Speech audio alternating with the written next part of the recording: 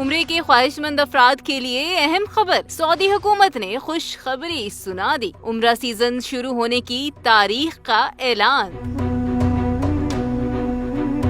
عمرے کی سعادت حاصل کرنے والے تیاری پکڑ لیں، سعودی حکومت نے بڑی پابندی ختم کر دی، 1 ماہ کی بریک کے بعد زائرین کو خوشخبری سنا دی، ویزا کب سے ملنا شروع ہوگا، پروازیں کب روانہ ہو سکیں گی، بڑا اعلان کر دیا گیا۔ حج سیزن 2024 اپنے اختتام کو پہنچ چکا، جس کے بعد حجاج اکرام کی وطن واپسی کا سلسلہ جاری ہے۔ اب تک 2.5 لاکھ حاجی اپنے آبائی وطن روانہ ہو چکے ہیں، جبکہ آئندہ دنوں میں مزید حجاج کی روانگی سے تعداد 10 لاکھ تک پہنچ جائے گی۔ سعودی وزارت حج و عمرہ نے عازمین حج کی آسانی کے لیے 23 مئی سے 1 ماہ کے لیے نسکیپ کے ذریعے عمرہ پرمٹ جاری کرنا بند کر دیے تھے۔ اس عرصے کے دوران تمام قسم کے وزٹ ویزا ہولڈرز کے مکہ مکرمہ میں داخلے پر پابندی عائد کر دی گئی تھی، جو اب ختم ہو گئی ہے۔ گزشتہ کئی برسوں سے وزارت حج و عمرہ حج سیزن ختم ہونے کے بعد عمرے پر آنے کے